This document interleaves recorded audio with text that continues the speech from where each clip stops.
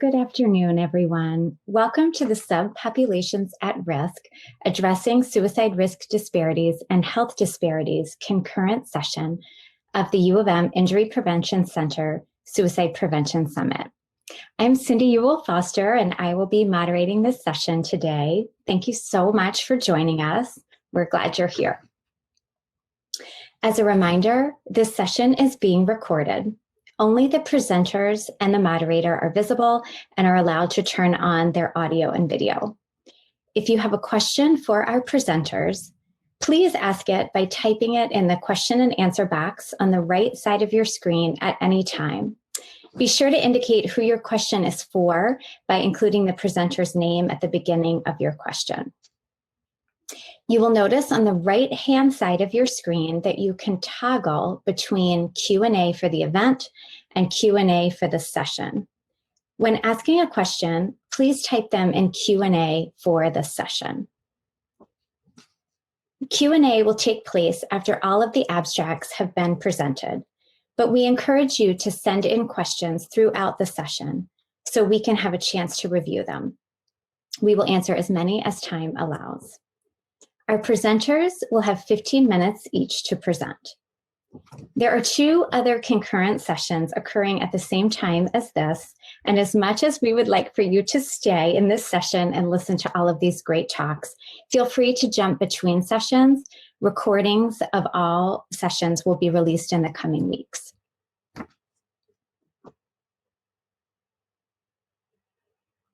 Thanks, Carrie.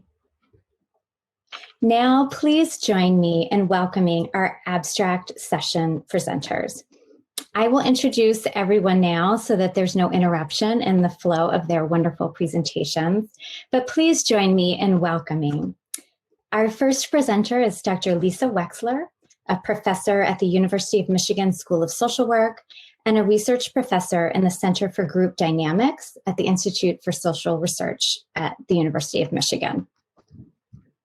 Our second presenter is Dr. Sean Joe, the Benjamin E. Youngdell Professor of Social Development from the Brown School at Washington University in St. Louis. Third today, we'll have Dr. Amy Bohnert, who's a public health researcher who serves as the opioid content lead at the U of M Injury Prevention Center. She's an associate professor in the Department of Anesthesiology at Michigan Medicine and a VA Health Services researcher. And finally, Dr. Marian Betz, a board-certified emergency physician who works clinically at the University of Colorado Hospital and conducts research in injury epidemiology and prevention. She's currently an associate professor of emergency medicine at the University of Colorado School of Medicine, deputy director of the Injury and Violence Prevention Center in Colorado at the Colorado School of Public Health, and a research physician at the Geriatric Research, Education, and Clinical Core at the Eastern Colorado VA. Presenters, when it's your turn to present, please turn on your audio and video and then turn them off when you are finished. Let's begin with our first presentation of the day.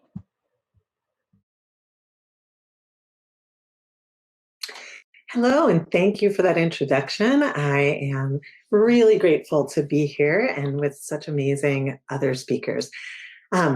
I am going to talk about Alaska Native communities, where I've worked for the past 2+ decades, starting off as a clinical social worker and then moving into doing research in 1999, and have been working with Alaska Native communities since then. And I think we have a lot to learn about what we can do, how we can be thinking about upstream suicide prevention across multiple levels. And we've heard that from some of our earlier speakers today. Next slide.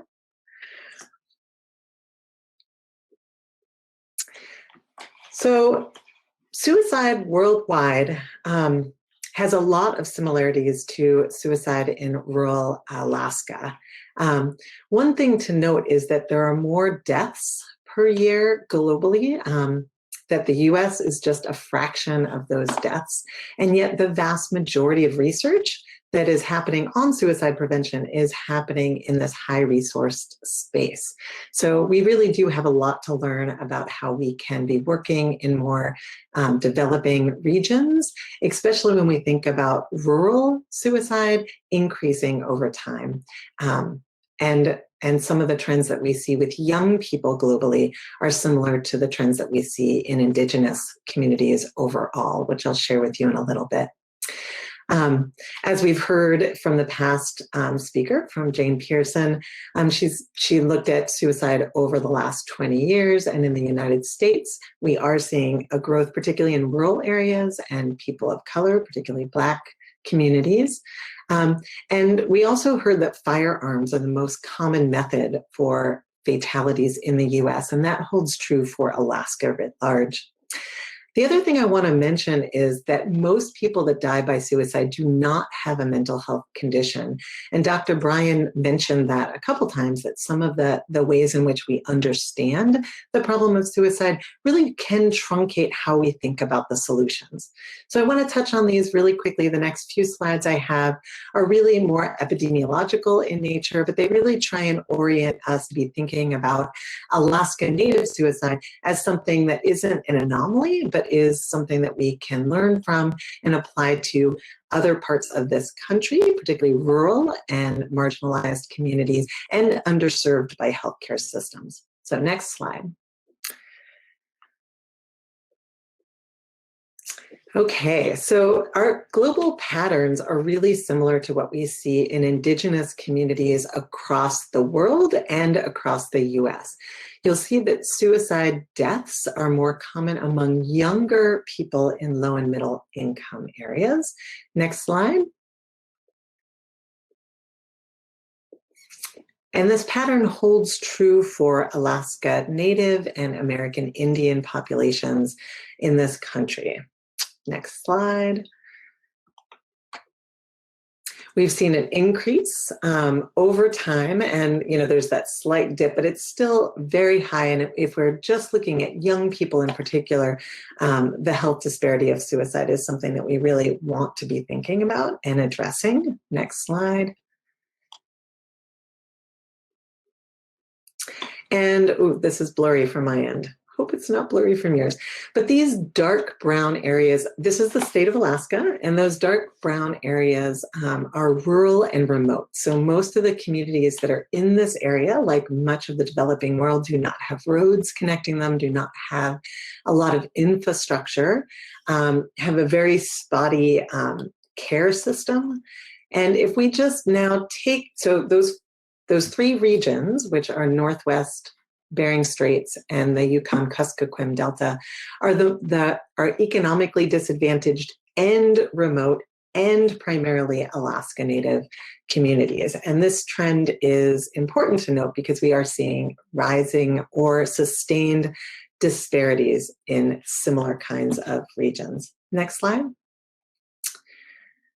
When we think about geography, I always like to sort of superimpose Alaska on the United States, because I think we sometimes underestimate the geographic size of the region.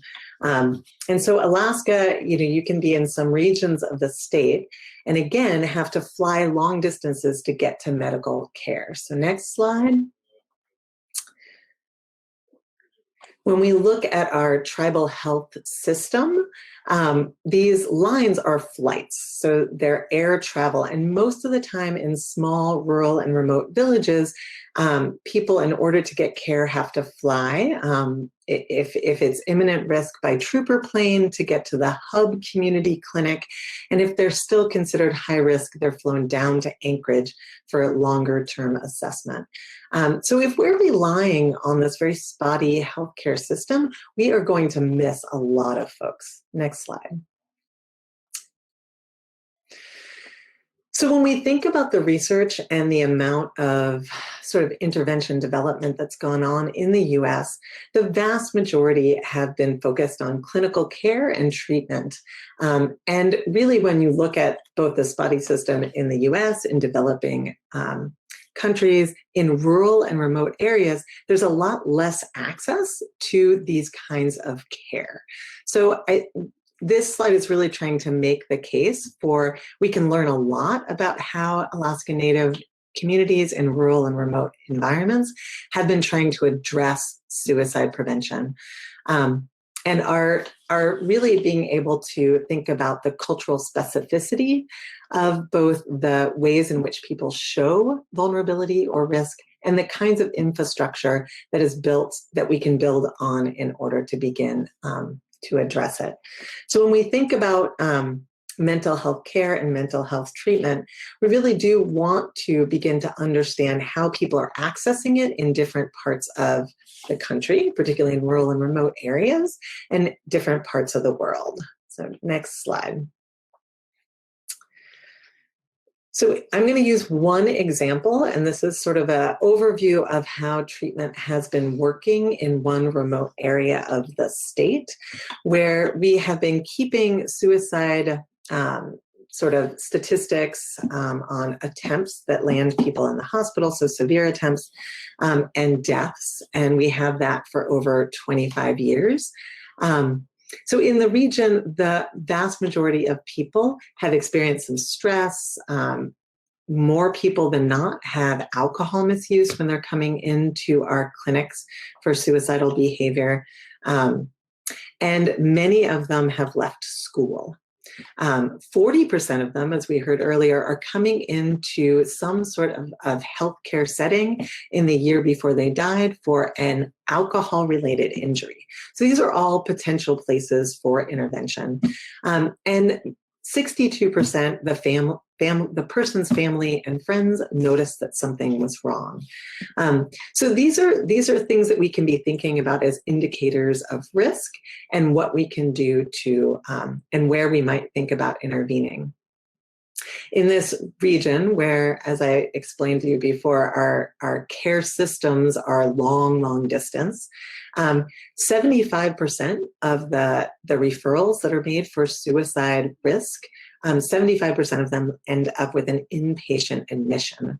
That's really important to note in places where it takes a lot of resources to get people there.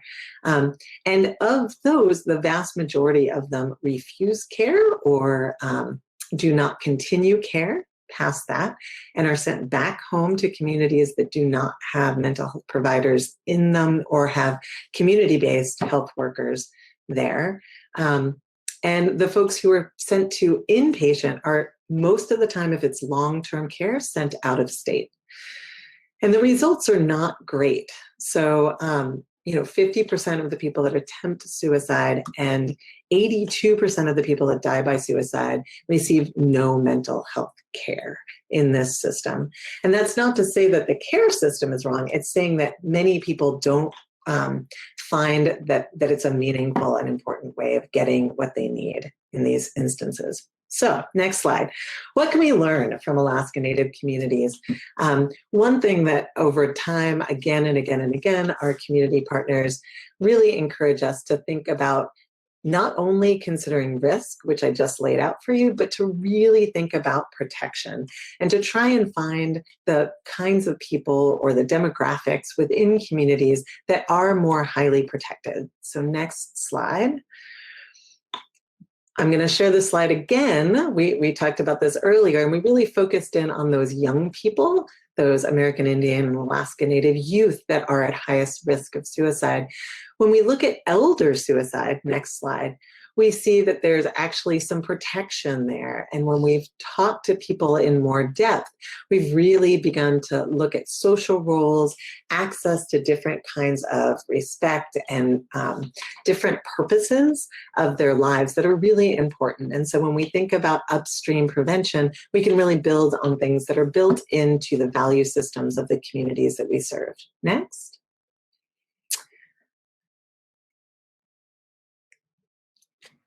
We can also be thinking about context, and oftentimes we We think about these snapshots of suicidal events, and we neglect to think about location, season, community level, as well as individual protection and risk, and means. We've heard a lot about limiting means to firearms in particular, which is a really promising and important thing to do, particularly in rural areas in the US and particularly Alaska. Next slide.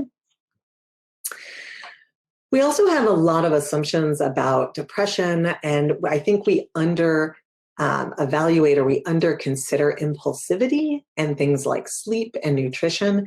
When we look at young people's suicidal behavior in this region of the state, we really see an increase in suicidal behavior in the summer months when there is 100% or almost 100% sunshine, where young people are getting much less sleep than they usually do, when there might be more access to alcohol and less supervision, less kinds of structures like school that might sort of use some of that empty time that young people have.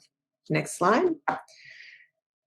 Also thinking about context and access to lethal means. So we've tried to look at that as broadly as possible. So yes, absolutely, gun safes and trigger locks and ammo boxes and short interventions that can increase people's use of those things to keep their loved ones safe, really important. But we've also expanded that with our community partners to be thinking about privacy within homes, locks on doors, alcohol access, and even being able to sort of limit where people are going and what they have access to. Next slide.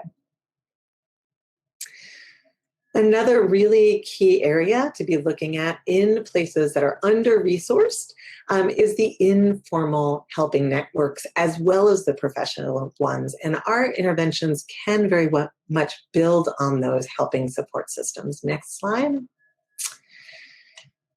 So in one of these regions, we did in 2019, we did a survey where we had about 182 young people fill out the survey. That age range from 15 to 29 is our highest risk group. And we wanted to know who is offering these young people generalized support. And here you'll see a lot of informal helping systems. We also had things like teachers and school staff, mental health counselors. But you can see by this slide that parents, grandparents, close friends, those kinds of helping support relationships were much more utilized and reported as helpful by young people. Next slide. This also holds true for when young people are feeling down. They're relying on many more informal forms of support. So close friends is the front runner there, but parents, grandparents, siblings, those are also really important parts of support. And when we look closely at who is receiving the most support, it is women, and the people that are receiving the less support are men, particularly when they're feeling down. And so that can offer us some different ways to be thinking about who we can be doing outreach to and how we can support people in their social contexts. Next. So really building communities of practice where people are at, built on the values and the priorities and the relationships that people currently have in place, can be a really important thing to do, particularly in low resource settings. Next, and this is my last slide. So my takeaways that I just want to emphasize here is to focus not only on risk in both our research and our interventions, but really focus on protection and those strengths. So family, being family-centric is really important. Think about communities and contexts to be taking into account social determinants, and Jane Pearson talked about that. Even thinking about discrimination and resilience as really important parts of that, but to be really meticulous in thinking about when and where and how suicidal events are occurring, what they're associated with, and who is helping folks when they are in those settings. Really important to be thinking about informal systems of support as well as those professional ones. Because as you saw in our statistics for rural Alaska, the vast majority of people that are dying by suicide are not seeking or not accepting the mental health system as something that they want to engage with. So that, in my last slide, is mostly acknowledgments and appreciation for all of the community members and co-researchers and NIMH for funding these studies. Thank you very much. All right, good afternoon, everyone. Thank you for allowing me to participate in this session. Hopefully you can hear me and I'll speak up a little bit. I know sometimes that's difficult. My name is Dr. Sean Joe, and I am going to be talking about moving beyond race to equity in the science of suicide prevention. Next slide. So some of the things I'm hoping during this time, brief time, we'll be able to talk a little bit about the science of human diversity, and I would like to bring that into this discussion about the science of suicide prevention, highlight some trends among Black Americans, again, discuss some important issues in the equity of the suicide prevention scientific workforce, and then leave us with some ideas of where the work we can advance this work around suicide prevention among Black Americans. Next slide. Next slide, please. Thank you. We have a short amount of time to try to cover a lot, so let me see what I can do. So as you've heard, over time in this summit, again, suicide varies by different ethnic groups and by birth and sex. I often want to show this sort of slide to put in context that for Black Americans, when you're talking about suicide and suicide risk, you're talking about those who are primarily young. If you look at the Black line, it shows that for white male, suicide increases over time. And the groups at higher risk are those who are older. But if you look at the lines here for Black Americans in particular, you see that for Black males, which is that red line, again, it's those under 35 that are accounting for most of the suicide deaths and not those in the older ages. And then even if you look for Black women, which on this figure has the lowest rates, again, you see the highest peak is for those, again, under the age of 35 who have the highest risk. And then what we've been talking about most recently in the different reports cited, whether it's the Ring Alarm Report or Bridges et al. Work, is the increase in suicide among Black children. So next slide. Again, regardless of what age group you're looking at, males account for most of the suicides among Black Americans. That's indicated by that black bar, or for the younger group, it's indicated by that red bar. So again, males account for most of those suicides. Next slide, please. And as we mentioned before, one of the most notable, most recent findings is that for Black children under the age of 12, their rates were higher than white children, which we have never seen before. This reminds me, when I first got into this work, we were beginning to see the increase in suicide among Black teenagers, 15 to 19. Not that their rates surpassed those of whites, but the narrowing of the gap was concerning. But now we're seeing almost like another generation later, you're seeing an increase in suicide among Black children, which is particularly troubling. Next slide. So it's in this context that I want to frame most of my remark, because it speaks to what we've been understanding or trying to understand over the last 30 years or so. I took a quick look at the data for that should be 2015 to 2019. And we saw that the market increase that we noted in suicide among Black children, that Bridges et al. Noticed, continued, and we saw a 52% increase in suicide among Black children since 2015. Again, as Jane Pearson highlighted, the numbers are small, but the change is significant. Next slide, please.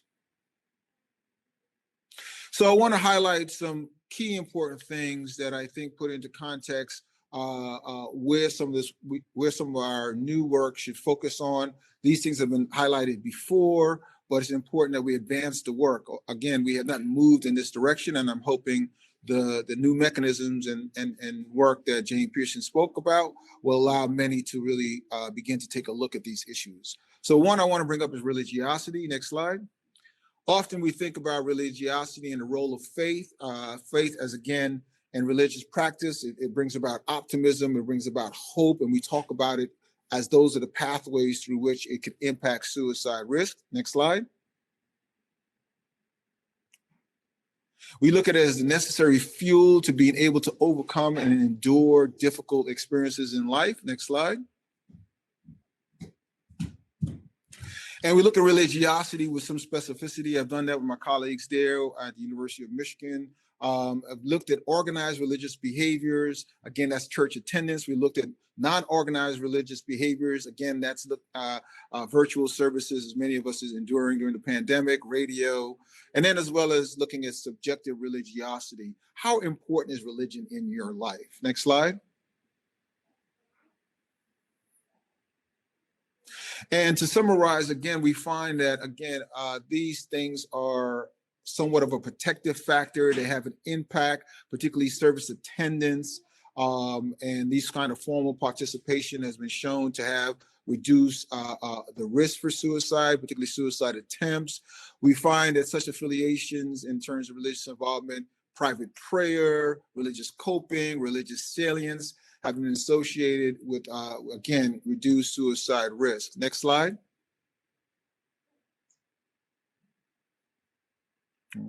However, religious involvement was largely protective, often of suicidal thought and again, engaging in suicidal behavior.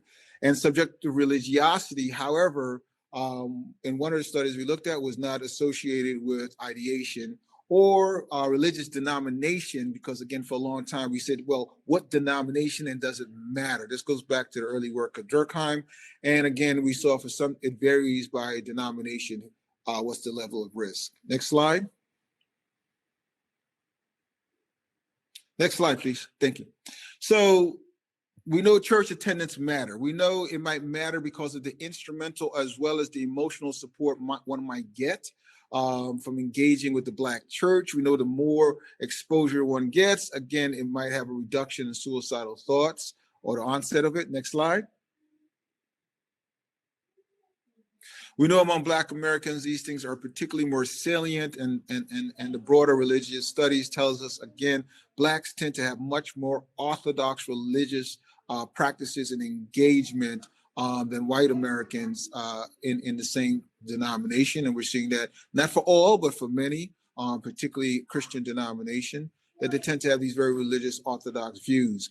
So there are times that we believe also that religiosity can confer an increased risk or does not buffer. And previous studies have shown that that turns out to be the case, whether it was just a sample of Black college students or adolescents. And we must begin to think about this inverse or non-intuitive way that religiosity might increase risk. And I want to talk about one of those. Next slide. So one of the things that are particularly important, and again, going back to early work at Durkheim, going back to work of Charles Prudhomme and others in the modern era that brought up the importance of understanding suicide acceptability. The idea related to how much an individual think that suicide would be a reasonable response to life experiences. Next slide. So these attitudes and behaviors, we have always known that one's attitude is critically important to try to understand an individual's risk for engaging in health risk behaviors. And suicide is a behavior, so thus a health risk behavior.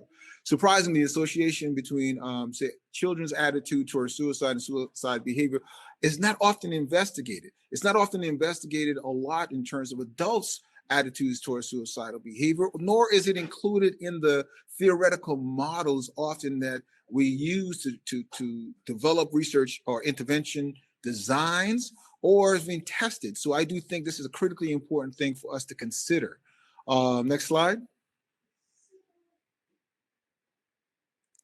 So I want to highlight a few basic work that we have looked at that has sought to include this issue of looking at Blacks' attitudes towards suicide. Again, Blacks tend to have greater negative attitudes towards suicide than whites, and we have documented this has been documented in previous studies. So it's always amazing that we don't spend enough time of including behavioral health theories in addition to the suicide specific theories to guide our work. I think if we do, we will begin to know more and take into account those non-cognitive or brain-related issues, and take into account these kind of social issues that also impact attitude, impact norms, and then impacts behavior. Next slide, please. So again, we know very little about this and little empirical work. I'm not going to have enough time to go through all of this. Next slide, please. So in one analysis that we did looking at the general social survey, and the response question was, is it okay to end your life if you're tired of living? And what we saw initially over time, looking from 1980, was wanted to see whether or not those attitudes change. And we saw that the attitudes began more accepting, those who having a positive endorsement of this it grew much greater among the blue bar, which indicates among the young. So increasing generations or younger cohorts are more accepting of it's thinking it's okay to end your life if you're tired of living. Next slide. Next slide, please. Thank you. So we saw this over time. Suicide acceptance in Black Americans over time was primarily increasing in the younger cohorts. And again, when we look at the changes in suicide itself, it also matched who was where the increase in risk for suicide deaths was happening. Next slide. I will run out of time here. Next slide. Again, when we look at this and we see it again for Blacks, this is just for Blacks, just to show you to make that point, that the attitudes increase more for males than it did for females. Next slide. Then we did a study, again, looking at a nationally representative sample of adolescents, taking into account different ethnic backgrounds, whether or not they're Asians, there were Blacks, they're Latinos. Next slide. And again, looking at the CS suicide acceptability, and then looking at ideation and serious ideation as well. Did you make a plan and how you would attempt suicide? Next slide. And here's what we found. We found, interestingly, that again, that results indicated adolescents and young adults who strongly believe that it's acceptable to end one's life are more than 14 times more likely to make a plan to kill themselves than those who did not. And if they were hopeless, again, it elevated the risk between those who were have accepting attitudes towards suicide, and the hopelessness, again, moderated and thus increased the chances that those who were more accepting of suicidal behavior and were hopeless were more likely to engage in serious suicidal planning. Next slide. So let me point to some things. Again, as we mentioned, you must look at the social lives of Black Americans. You must understand changes in their cultural values and attitudes, and we must advance science in this area. We must look at the social ties and connectedness that it means to be those who are engaging in the Black church, engaging in religious behaviors, or in any other opportunities to have social connection. We must look at the structural conditions of opportunity. And again, there was a mention of structural racism that will be a focus of a new RFA or program announcement. That's wonderful. That's the direction that we need to be able to contextualize the change at the population level. And we must think about this. What has changed in the experiences of Black Americans that is producing the changes in rates for the different subgroups? It's a population level analysis and not just an individual level analysis. And again, we look at immigration and acculturation because there's variance among different Black ethnic groups. Next slide. Candidate factors to look at to understand these trends: the new developmental context that Black children are experiencing, the more accepting attitudes. We have to look at these generational differences in coping styles. We have to look at, again, the role of faith and hope as protective factors. And then how does this impact help seeking? And then racism-induced gender role strains for males. And then, of course, access to lethal methods. These are all important things to look at in our future work. Next slides. I think we can skip this next slide. I just mentioned that. I'm just trying to make sure we have enough time.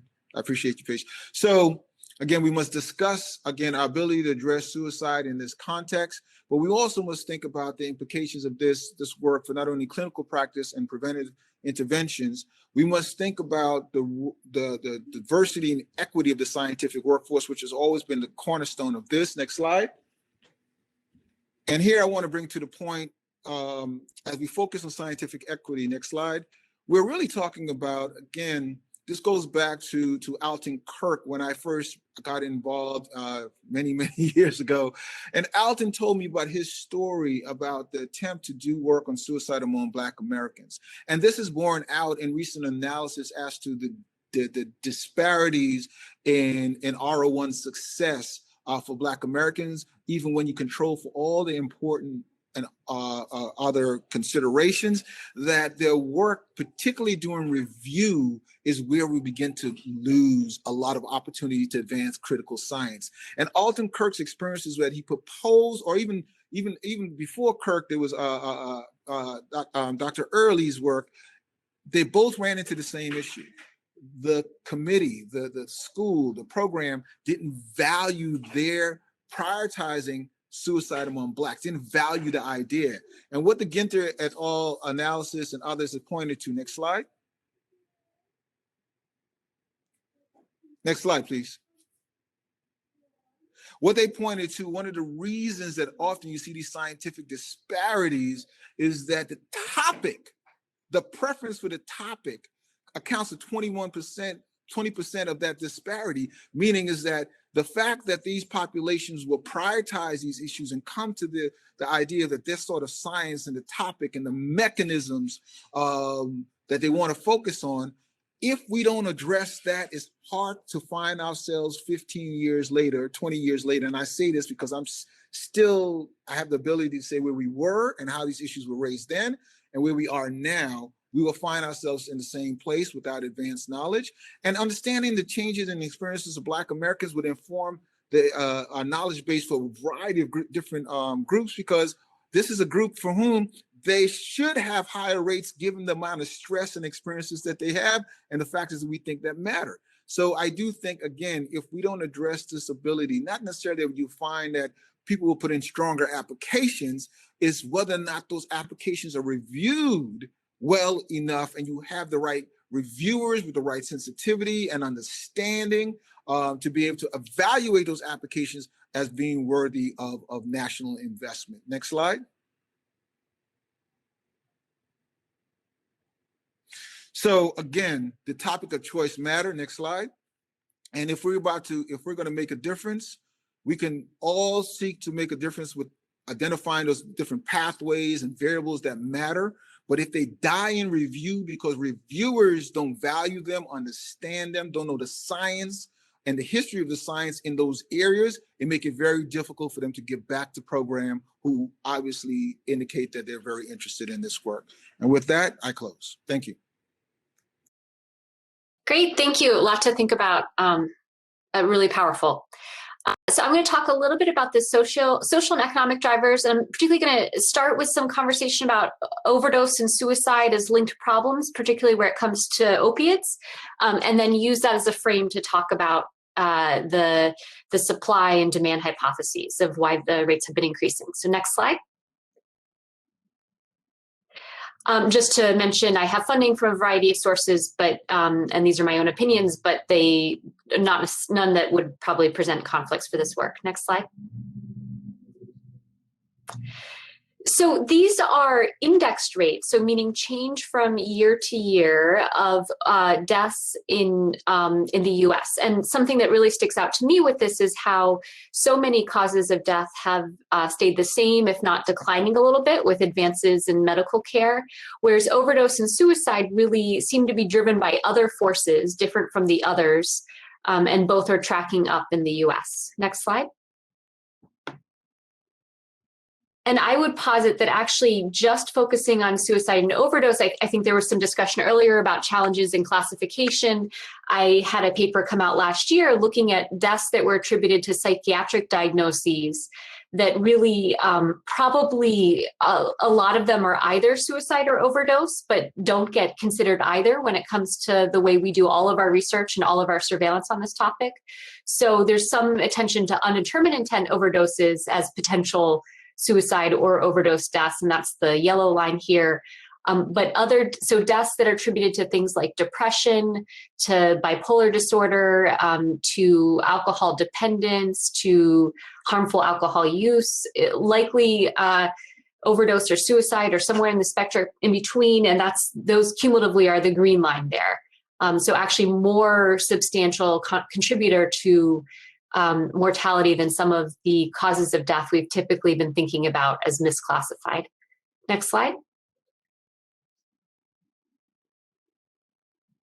Next slide, please. Oh, thanks. Okay, so I commend to your attention, if you're interested in this topic, of how these are connected, a review paper I did with Mark Ilgen in 2019, delving more into the whisker and wonder data on these increases over time. But I think it's notable that a substantial proportion of these involve overdoses, but actually the proportion of suicides as a direct cause of death is quite small. Really, more often it's a contributor, but not necessarily intentional overdose as a death.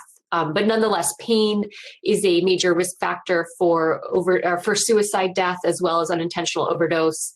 And opiate use, being prescribed opiates, is also a risk factor for both. Next slide. So I will talk about how these two are linked together and use that as a framework for talking about societal level drivers, and particularly the supply and demand ideas of how overdose and suicide deaths may be, why they may be increasing at a population level. Next slide.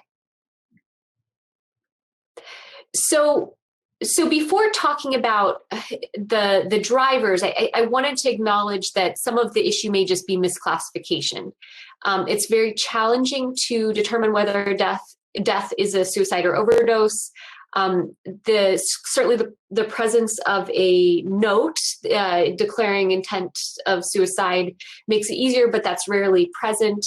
There's a lot of variability between districts and their resources to put towards an investigation of a death that may be an overdose. So, for example, toxicology testing, it's gotten more consistent because CDC has invested money into it, but it used to be quite irregular. So if you're looking at older data, that's a significant factor in understanding these deaths. And then I've intentionally used a picture from the show Homicide, because Baltimore stands out as a particular example, both where historically the medical examiner didn't necessarily believe in the unintentional overdose label capturing what was occurring, so often used undetermined death much more so than other districts. But also as a city, they had less resources to investigate overdoses because they had to put more resources towards investigating homicide deaths. So once it was clear that it was not that, it was generally not prioritized. So lots of issues that make this distinction somewhat false. So that's part of, I think, the argument for studying them together from a purely practical point, but also because they likely have shared drivers. Next slide. So and another piece of that being that intent is not necessarily binary. So in terms of mortality, we think of these as entirely separate things. You have unintentional overdose and you have suicide. But when people have non-fatal events, we've been able to interview them in different studies and ask about what their intent actually was, and found that if you give people options that are not binary, quite a few people endorse choices that indicate that it was neither entirely what we think of as an unintentional overdose, nor was it a suicide attempt. So for example, in a study we did with ER patients, 21% said that they were unsure about what their intent was. Next slide. So with that context, I want to talk about the societal level determinants here and use the framework of supply and demand. So a lot of attention has gone to the idea that the increase in overdose in particular, but also suicide to some extent, has been driven by increases in opioid sales. And certainly the high level data in terms of opiate prescribing increased and prescription opiate overdose deaths specifically increased over time is pretty incontrovertible from a population level. At an individual level, that's less clear. Next slide. The alternative hypothesis is what's sometimes called deaths of despair, which has been particularly put forward by Ann Case and Angus Deaton, and that this is driven by economic factors. They extrapolate quite a bit. Some of the analysis is much more nuanced than this, but some of the early analysis on this was really an extrapolation looking at whites in particular age ranges without a college degree and showing that in that group, the mortality rate has not declined the way it has in other countries, and extrapolating that that has to do with lower economic opportunity relative to the same generations of that same population group a couple generations before. And I'm being nuanced in what I'm saying there because it's clearly in some ways a group that's more privileged than their same age and same education level peers who are non-white. Next slide. So I want to highlight a couple studies that have looked at this in a more nuanced way. This is from an ASPE report that I thought was interesting. They looked at economic indicators at a national level still, but in a more nuanced way.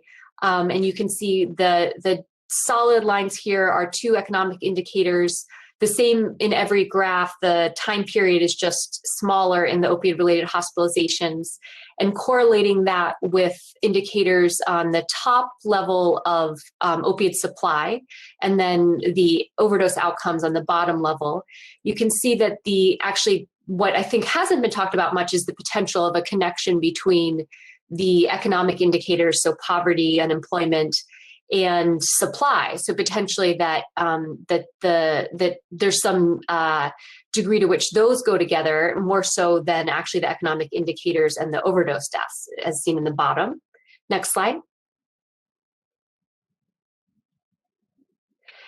This was an interesting analysis that took advantage of somewhat of a natural experiment, which is that some states required a triplicate for opiate prescriptions, which was like an early form of a prescription drug monitoring program, a paper form of it rather than a database form of it.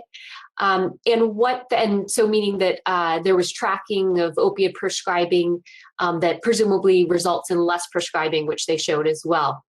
What they found is that the states that had a new triplicate policy had lower increases in overdose rates over time than those states without it. So you can see there's some separation there. So this is some support at a state level for the idea that opiate supply, the quantity given in contrast with economic factors driving some of the increase in overdose. Next slide. An interesting part of this analysis is that they looked at other quote unquote deaths of despair, including suicide. So what this graph shows is a little bit different from the last one. This is a ratio of the rates in states with a triplicate program to those without.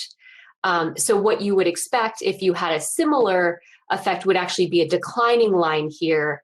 And what instead is shown is that the triplicate states, if anything, had higher suicide rates over time than the states without that program to reduce supply. So suggesting potentially that the effect of supply this is something where it's a different driver, that it is specific to overdose, but not suicide. Next slide.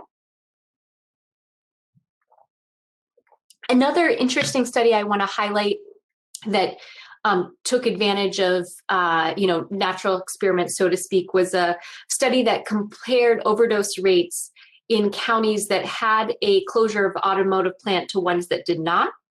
Next slide. And so in contrast with that other study, what this one found actually was more of a support for economic factors being a driver. So the counties that had a plant that closed had higher overdose rates over time than those that did not, and counties that were otherwise somewhat similar and with confounding accounted for to make them more similar. There's some suggestion here from the bottom right graph that finding was driven more by illicit opiate overdoses, heroin, illicit fentanyl, than it was by prescribed opiate overdoses, although the overall estimates were fairly similar. Next slide. And one thought before I end that I want to end on. So, I've talked about how opioid supply, opioid access is a risk factor for suicide, but so is chronic pain. And issues we're having now is that in response to some of this data, a lot of doctors no longer want to prescribe opiates to patients with chronic pain. And so my colleague Pooja Gassetti led what's called a secret shopper study. So research assistants calling as if they were someone trying to schedule an appointment with primary care clinics and then mentioning that they were on prescription opiates for chronic pain. And surprisingly, 40% of the time at that point, clinics that had already said they were taking new patients said that they would not prescribe opiates to that patient and potentially would just not even take them on as a patient anymore. So I mentioned this to transition some from the main points that I was making, but just highlight the issues of stigma that people with chronic pain are experiencing in terms of people who are already vulnerable and at risk for suicide and for overdose, certainly losing access to care, and potentially discontinuing opiates, but in a way that's going to cause withdrawal, a lot of discomfort, not in a way that anybody would consider good care is happening more now. So next slide. And I believe that's it. So I look forward to discussion. Great. Thank you so much. It's such an honor to be here today. And what an interesting session this has been. My name is Betz. I'm from the University of Colorado. And I just want to start by saying thank you to all the amazing collaborators I get to work with at my own institution and across the country. As I've been listening to these presentations, I've been thinking about really how many areas of overlap there are in terms of stigma and understanding subpopulations and engaging affected individuals and also really focusing on strengths instead of just risks. Next slide, please.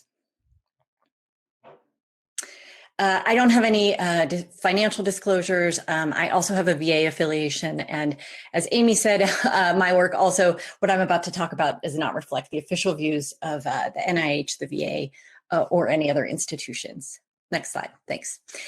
So whenever I talk about firearms, which is often, I like to start with this disclaimer though, which is that I think that we as clinicians, as researchers, as practitioners, need to be aware of our own biases and our own perspective. So I'm an ER physician. I care for patients at the bedside, people at risk of suicide, people who have survived suicide attempts, and I struggle with how best to help them. Next slide.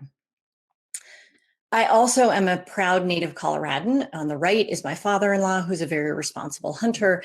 And I hope that my daughters, when they're old enough, will want to go out hunting with him. And so I recognize that firearm ownership, while I am not an owner, it's a part of culture for many Americans. Next slide.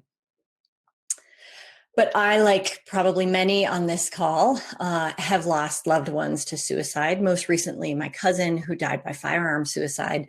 And in some ways, it made me question whether I wanted to keep doing this work. Ultimately, I felt like sort of doubling down on these efforts is how I can hopefully help other people.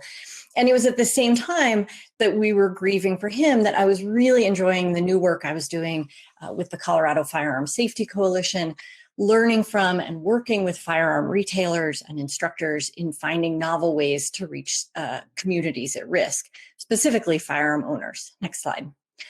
And I think it comes back to this quote, which I heard first from the great Kathy Barber, which is we really need to believe and accept that no one wants to lose a loved one to suicide. Many people in this country own firearms specifically because they want to protect their families, because they believe deeply that it is a way to protect their families. And we should never assume that that means that they're somehow okay with someone in their home taking their own life. And the frame for my work then is really the next step then in how do we make it easy for people to do the right thing, to make their environment safer when they are at risk of suicide. Because as we know, access to firearms and other lethal means in periods of risk certainly raises the risk of a fatal suicide. Next slide. And so what I want to talk about here is really the area that my work is focused on now, which is first this question of how do we really engage and encourage people who, maybe this is the Coloradan in me, I often revert to kind of forest analogies, but for someone who may be feeling lost and unsure of really which way to go, someone who's in the midst of crisis, how do we engage them, encourage them to take the steps they need to make their home safer, specifically to reduce access to firearms? Next slide. And then once we have hopefully encouraged them to do that, how do we make it easy? How do we get rid of any obstacles in their path? What does it mean to really reduce access? What are the options? What are the legal issues that we need to be thinking about? Next slide. And so I think it really has to start with understanding the population, respecting the population. And that includes understanding that that gun culture in the United States is not a monolith. There are many reasons why people own firearms. There's an estimated 420 million guns in this country right now, probably, and somewhere 30 to 40% of people live in a home with a gun. In some cases, it's for their job, like as a police officer, where they need daily access. Some cases it's for annual hunting trips where they can, lock things up very differently. Personal protection is the most often cited reason for ownership. And it's important to realize that people who own weapons for personal protection are going to want different storage methods than perhaps those who have antiques, say, or guns that they only use once or twice a year. We also need to acknowledge, certainly some populations like female veterans might be more likely to own firearms because of prior victimization. And so the ways that we engage with even the subpopulations within subpopulations, I think, are critically important. Mike Anestis and Craig Bryan and colleagues recently published a paper that Dr. Bryan mentioned around messaging and who are the trusted messengers. Law enforcement and military and veterans were seen as trusted, generally more than healthcare providers. But importantly, there were differences. Not surprisingly, Black survey respondents were less likely to see law enforcement as trusted compared to white survey respondents. So there's a lot of really interesting work going on right now around the specific kinds of messages and messaging that we use. Next slide. But the core message in suicide prevention, in my opinion, really needs to be a focus on voluntary and temporary changes in firearm access. Much like a designated driver, we need to be thinking about the friends don't let friends drive drunk message that is using protective strategies, responsibility, safety, looking out for those you care about. I think for folks who are more policy focused, there's often a quick jump to things like extreme risk protection orders and other methods that are more of a confiscation of firearms. And although I think those are important in some settings, again, I think it's so critical that we be engaging with the firearm owning community in how they can support each other. And we know that counseling actually can help. So there have been some studies to date, really in clinical settings, they've all been with adult parents of suicidal adolescents, most recently by Matt Miller and team. But then, as Dr. Bryan mentioned this morning, there's an exciting new publication looking at really upstream counseling and provision of cable locks to non-suicidal Mississippi National Guard individuals, showing that actually even brief interventions may affect storage. So I think really ultimately that's where we need to get to, is how do we make it part of normal firearm ownership behavior that guns are stored securely and inaccessible to those at risk. Next slide. And as a clinician, I've often wondered what it is that we're doing in the ER. And unfortunately, we have a ways to go, I think. We and others have shown in prior work that less than half of suicidal patients have any documented counseling about access to lethal means. And in our studies, that was even among patients who were discharged home after an evaluation. Certainly the ones going home after an ER evaluation absolutely need that part, that safety planning and environmental safety piece. Next slide. And as a clinician, I also can recognize why it's not happening. So we're busy. We have a lot of things to remember. Firearms are a sensitive and difficult topic that many people still don't feel comfortable talking about. Although importantly, it is legal and appropriate for physicians and other healthcare providers to talk about firearms in the context of suicide. Carol Runyon with NIH support led a team that I was very fortunate to be part of that did a survey in the Mountain West looking at how often lethal means counseling was happening, and found that hospitals who had protocols or policies were more likely to have more routine counseling.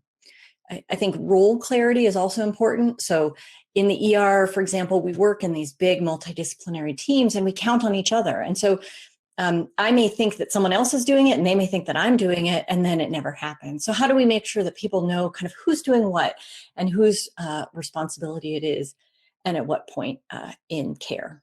Next slide.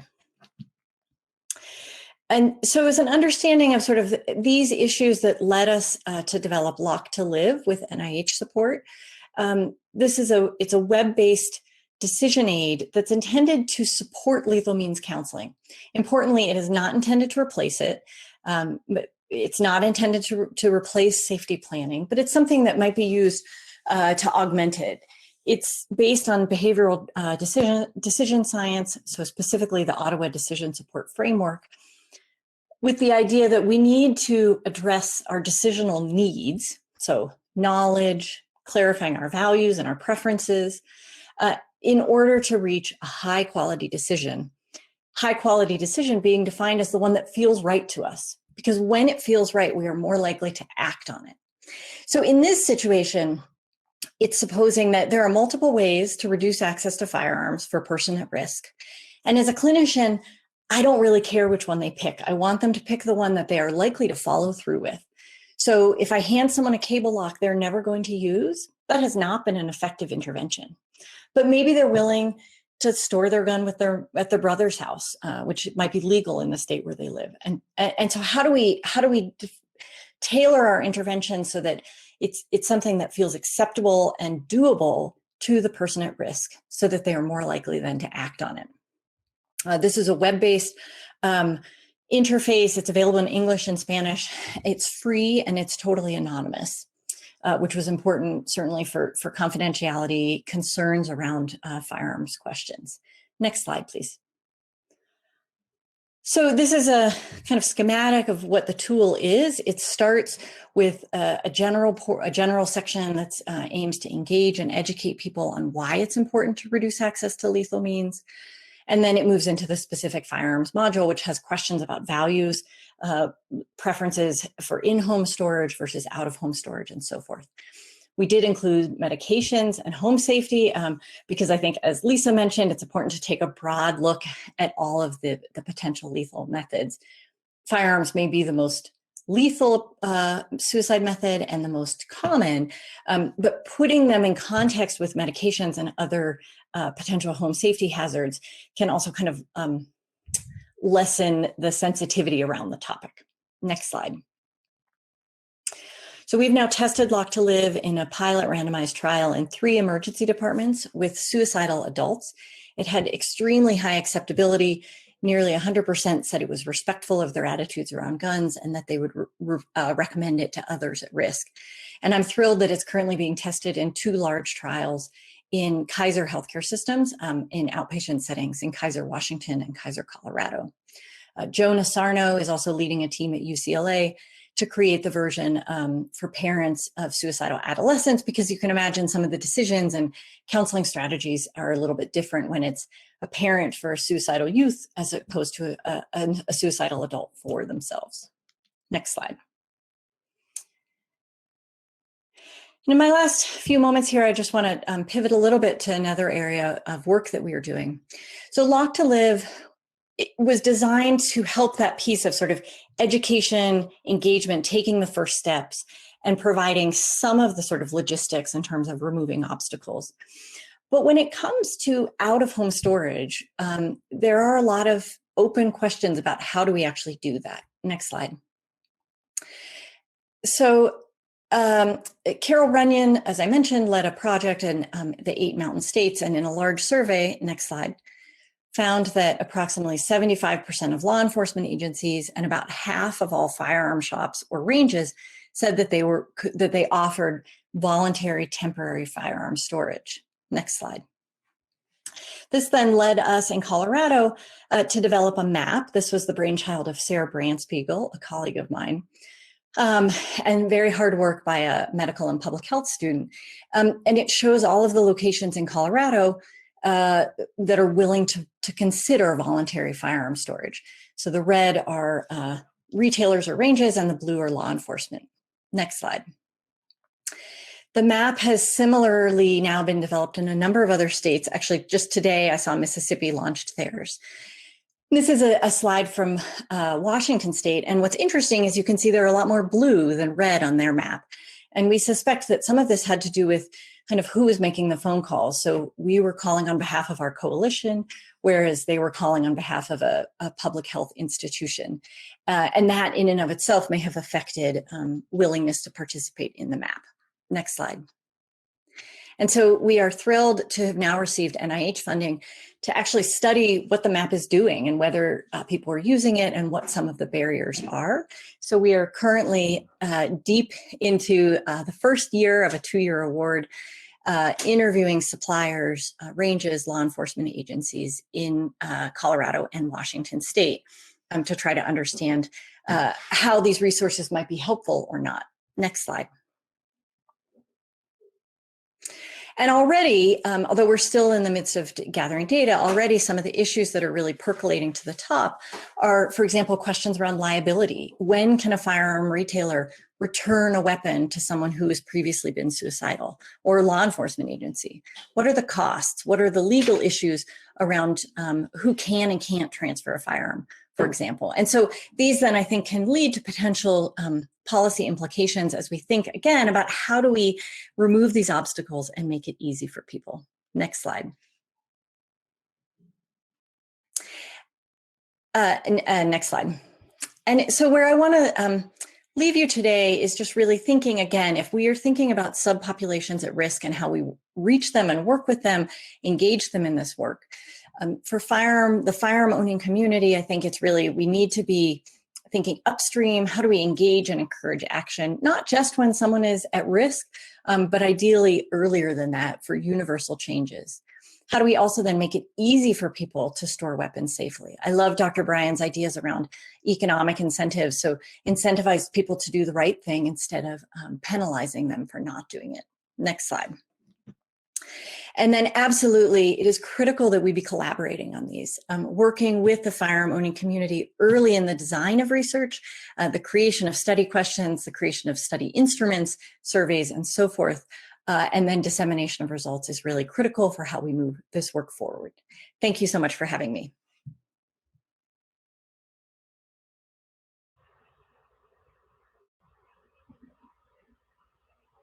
I would like to say a hearty thank you to all of our amazing presenters this afternoon. Please join me in a virtual clap for our presenters. Thank you all so much. It was really a wonderful afternoon. We have time for just a few questions, so I'd love for our presenters to come back and join us with their cameras on, and maybe we'll just put our mics on when I pose a question to you. I would like to start with you, Lisa, and I'm wondering, I'm trying to pull together a few different questions that came from the audience, but I wonder if you could talk a little bit about how some of your ideas about protection and community level strategies could be more culturally responsive and respectful. And in particular, we had a really powerful question about the ways that intergenerational, historical, and modern day trauma is impacting our Native American communities. I wonder if you could talk about that. That's a great question. I usually spend a lot of my time talking about that. So when I saw that question, I was like, oh, well, that's usually my spiel because, way back, in starting my dissertation, so in the 90s, when we started to talk about suicide prevention and youth suicide specifically in Alaska Native communities, people really did link it to historical trauma, to ongoing colonization, to ways in which young men in particular were marginalized.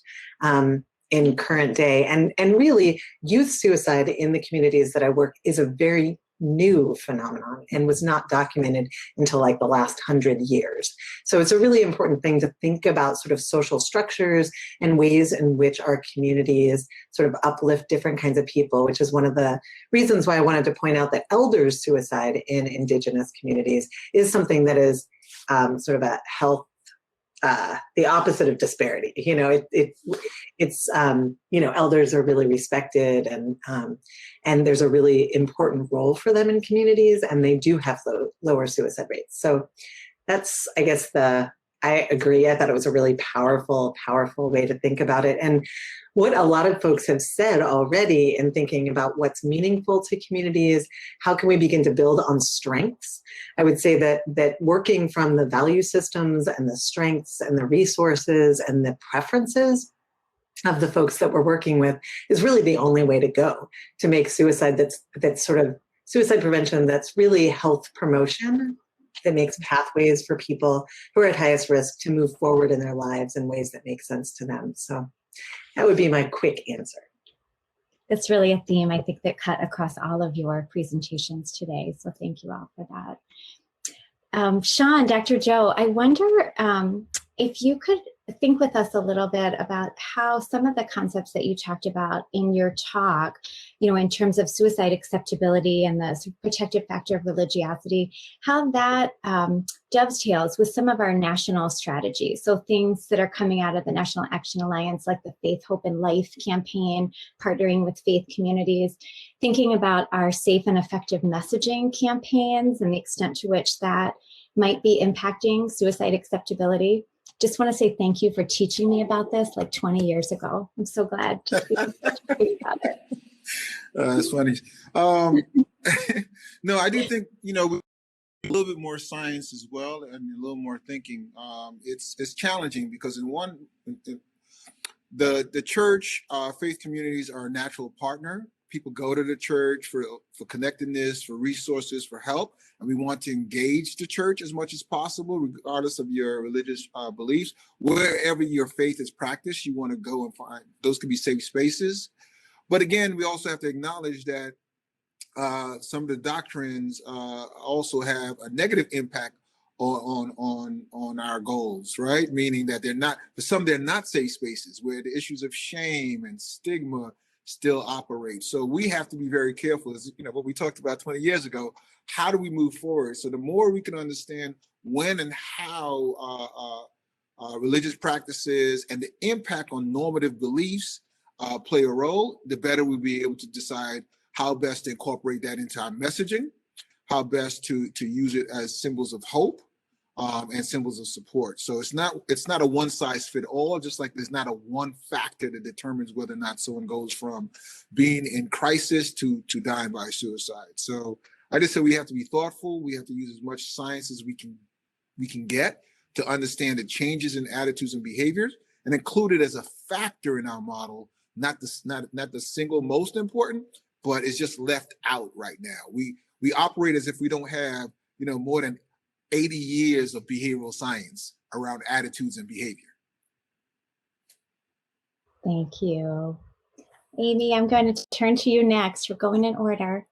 I was wondering, we had a question about some of the policy implications of your work, and I wondered if you could think with us about if you had a magic wand for policy. Yeah. So there's been a lot of policy emphasis on reducing supply. Probably the volume of laws passed around opiate prescribing far outpaces any other topic, right, in the last 5 years. And I think mixed evidence on whether or not that's been helpful. Prescription opiate-related overdoses have stabilized, while heroin and illicitly manufactured fentanyl overdoses have increased. It's unclear how connected those are. So there's kind of a big question mark right now on the supply reduction efforts. On the demand or the thinking about the deaths of despair side of it, while I think it's important, I actually think that the arguments for addressing poverty, it's certainly one piece of it, but there's much better core issues around equity and being a fair and just society that have to do with why we should address poverty than just whether or not, it would reduce overdose rates. I think there's some implication for policy, but I almost feel like the deaths of despair conversation is a distraction on the policy front from the real drivers of that decision making. Thank you. Hopefully we have some policy folks listening today. Dr. Betz, I'm going to turn to you now. And as someone working in this space, I just really appreciated your talk today. So thank you. Thank you so much. I'm just fangirling right here. So I'm just wondering, I think one of the really powerful parts of your talk today was this idea of really collaborating and partnering with the gun-owning community. And I just wonder what advice you might give to researchers or clinicians or folks in public health. We have a lot of gun owners here in Michigan. I wonder what advice you have for us. Yeah, it's a great question. And I think it comes back a little bit to what I started my talk with, which is I think you first have to check yourself and figure out where you're coming from so that you can enter into conversations being aware of your own biases and being willing to really listen and to recognize that you won't agree on everything. I work with people who I don't love a lot of the things that they're doing, and we have all kinds of choices, right? But we share a goal of wanting to prevent injuries and deaths. And when I have entered into conversations, community efforts and so forth with sort of true intentions, I have found really an open door. I will say on the flip side, I still get pushback from the public health community and people saying, how can you do this? How can you work with them? It's all talking points. And so I think we all need to take a look at ourselves and really think about how the approaches we're taking. And in my opinion, we really need the sort of harm reduction approach. Guns are not going anywhere in this country anytime soon, even if we stopped sales tomorrow, which we're not going to. And so how do we engage communities with education, with other sorts of community interventions that are effective and acceptable? And we cannot do that without working together. We just can't. So at the end of the day, you have to kind of come back to what you're trying to accomplish, what it is you really care about. Is it that you really care about preventing suicides, or you're just trying to get a specific law passed?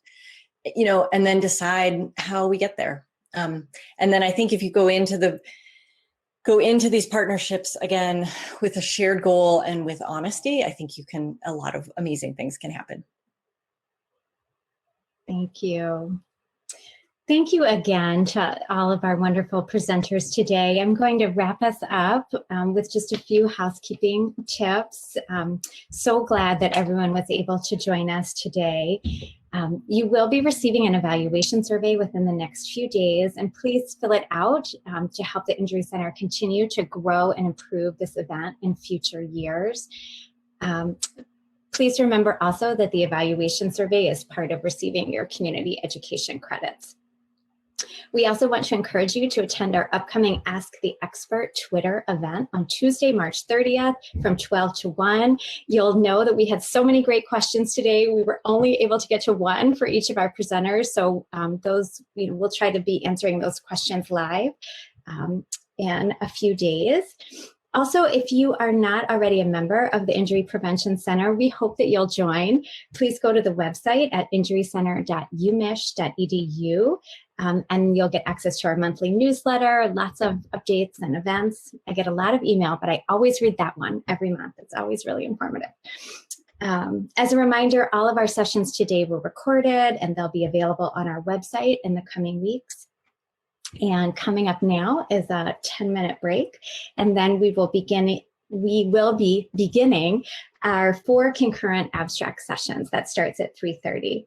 So thanks again to everyone for attending, to our presenters, and have a wonderful rest of your day. Appreciate it.